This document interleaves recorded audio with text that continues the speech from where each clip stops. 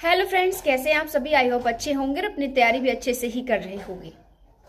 आज इस वीडियो में हम आपको बताने वाले हैं भारतीय साक्ष्य अधिनियम 2023 के सेक्शन फर्स्ट के बारे में और भारतीय साक्ष्य अधिनियम 1872 के सेक्शन 1 के बारे में। तो जैसा आप सभी जानते ही है इतना तो कि भारतीय साक्ष्य अधिनियम जो हमारा 1872 था उसमें 169 सेक्शंस थे और साथ ही साथ जो सेक्शन हमारा मतलब भारतीय साक्ष्य अधिनियम 2023 है उसमें 170 सेक्शन है। यानी कि जो 170 जो सेक्शन है वो यही बात कहता है कि इस अधिनियम के द्वारा जो भारतीय साक्ष्य अधिनियम 1872 था उसको निरस्त कर दिया गया है।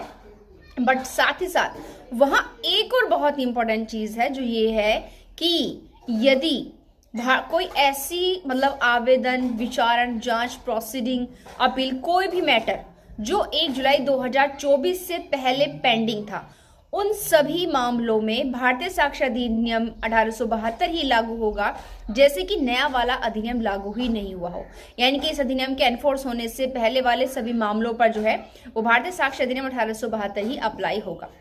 ये चीज आप लोग को जाननी चाहिए, बहुत इंपॉर्टेंट है। बट हम तो यहाँ पर सेक्शन फर्स्ट के बारे में आपको बताने वाले हैं। देखिए सेक्शन फर्स्ट में लिखा हुआ है संक्षिप्त नाम, लागू होना और प्रारंभ।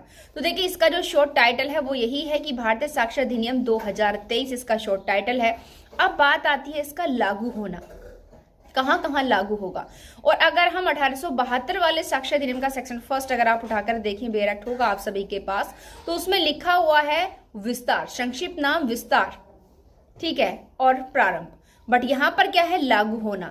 लागू होना मतलब कि हमारा ये जो अधिनियम 2023 है साक्ष्य अधिनियम, ये कहां कहां पर लागू होगा। तो अगर आप ये सेक्शन देखेंगे तो इसमें सीधा सीधा लिखा हुआ है कि सभी न्यायालयों पर, मतलब जो न्यायालय की प्रोसीडिंग्स होती हैं और न्यायालय के समक्ष जो जुडिशियल प्रोसीडिंग्स होती है उन पर लागू होगा, और साथ ही साथ सेना न्यायालयों पर भी लागू होगा। जी हाँ, सभी न्यायालयों पर, न्यायालय के समक्ष होने वाली सभी न्यायिक कार्यवाहियों पर और साथ ही साथ जो है सभी सेना न्यायालयों पर लागू होगा। तो हम इस बात पर जोर क्यों दे रहे हैं, क्योंकि आपको ये चीजें बहुत डीपली पढ़नी चाहिए। अगर जिन कैंडिडेट्स ने इसको पढ़ा है अच्छी बात है, जिन्होंने नहीं इसको अच्छे से देखा है तो वो प्लीज देख लीजिए कि हमारा जो 1872 वाला जो साक्ष्य अधिनियम था उसमें सेक्शन फर्स्ट में 4 सेना न्यायालयों को इंक्लूड किया गया था कि इन सेना न्यायालयों के अंतर्गत अगर किसी मामले का विचारण होता है तो वहां पर साक्ष्य अधिनियम अप्लाई नहीं होगा। बट अब यहाँ पर हमारे 2023 वाले साक्ष्य अधिनियम के विस्तार क्षेत्र को बढ़ा दिया गया है।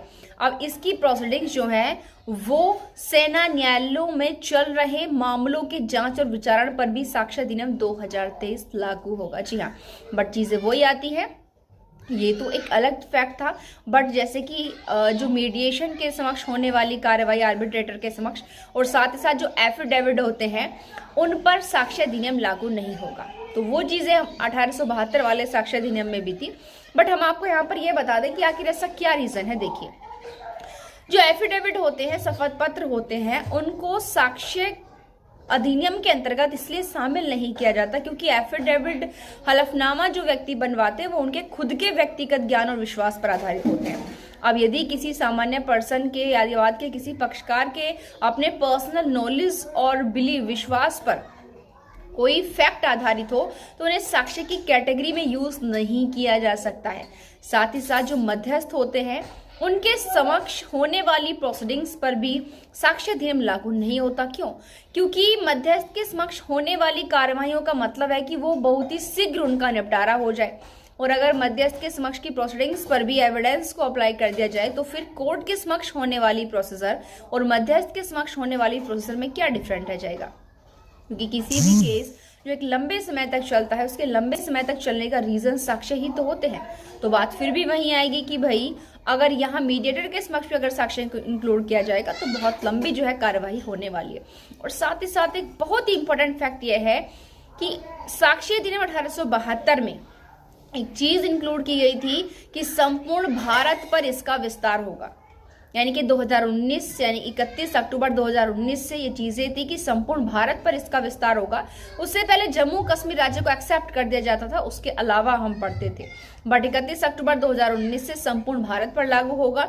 सबसे बड़ी बात है, इस प्रकार का प्रोविजन हमारे जो साक्ष्य अधिनियम 2023 है उसमें यह लाइन को यूज नहीं किया गया। इसका मतलब यह है कि यदि कोई भी ऐसी चीजें जो इलेक्ट्रॉनिक या डिजिटल तरीके से भारत के बाहर की जाती हैं उन पर भी एविडेंस एक्ट लागू होगा, क्योंकि अगर भारत के संपूर्ण भारत पर इसका विस्तार वर्ड को इंक्लूड कर दिया जाता तो शायद यह एक प्रोहिबिट हो जाता कि भारत से बाहर इस प्रकार के क्राइम्स पर अब इसको यूज नहीं कर सकते।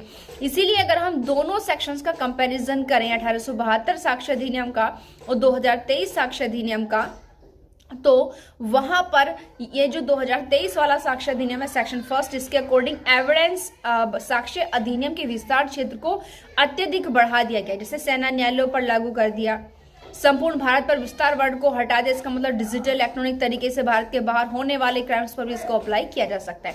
तो आई होप यह वीडियो आप सभी के लिए बहुत इंफॉर्मेटिव रही होगी। तो प्लीज इस वीडियो को ज्यादा से ज्यादा शेयर करें और लाइक और कमेंट करना बिल्कुल ना भूलें। धन्यवाद।